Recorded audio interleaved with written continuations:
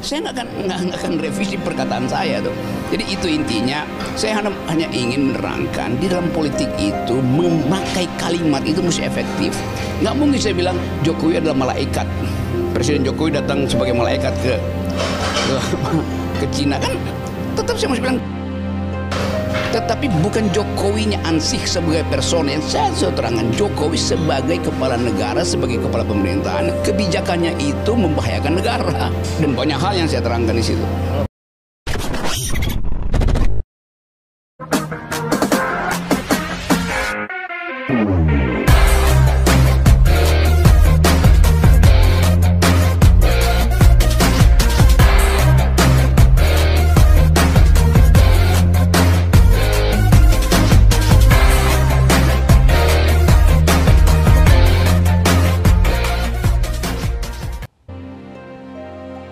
Jadi begini, pertama saya mau klarifikasi dulu bahwa saya tidak akan membeli ide untuk membela saya kalau saya pejabat publik.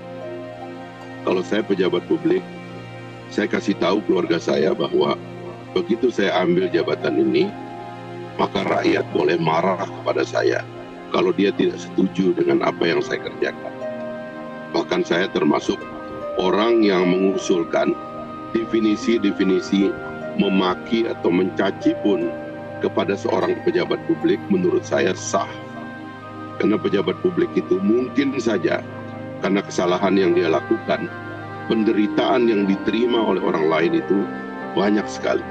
Makin tinggi jabatan seseorang, akibat dari kesalahannya itu mungkin saja menciptakan penderitaan dan luka banyak orang.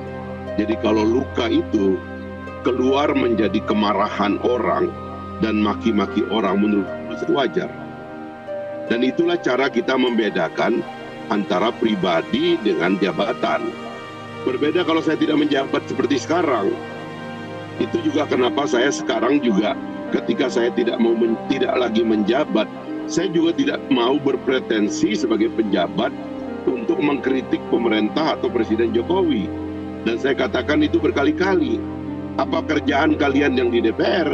Kalau kerja mengkritik Jokowi harus dilimpahkan kepada rakyat yang berjibaku cari makan untuk anak dan istrinya, sementara kalian digaji kan begitu besar dengan fasilitas dan proteksi negara.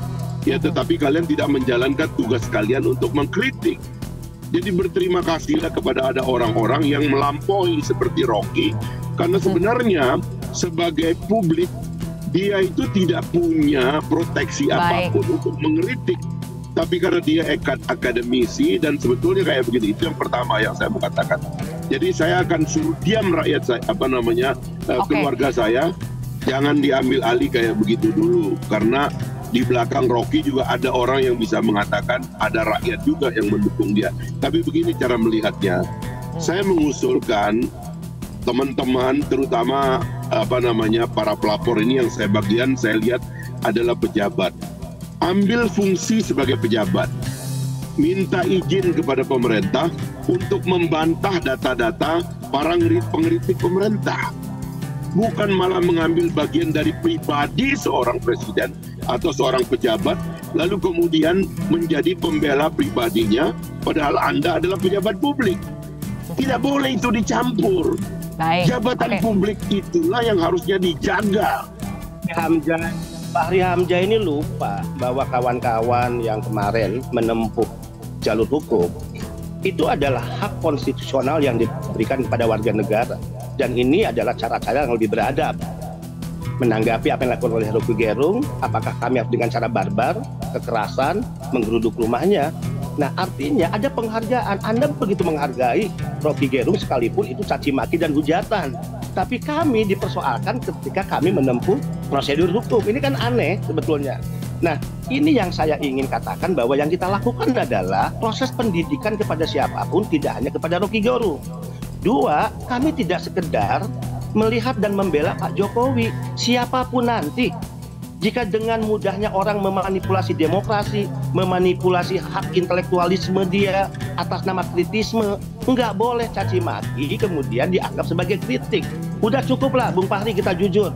Bagaimana presiden kita dihinakan, dianggap anak PKI, istana dituduh sebagai sarang komunis, ibunya dihinakan, bahkan dianggap sebagai pembantu rumah tangga, ya.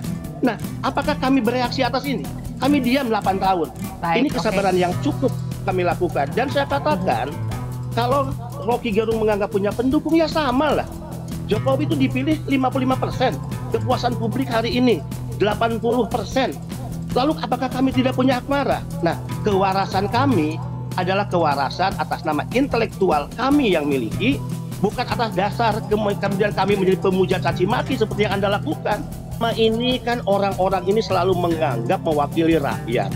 Seolah-olah dukungan kepada mereka ini mewakili mayoritas. Nah, kita tidak inginlah ya ada tekanan-tekanan pressure yang memanipulasi. Saya katakan tadi, Monas berubah jadi tempat demonstrasi, tempat sholat.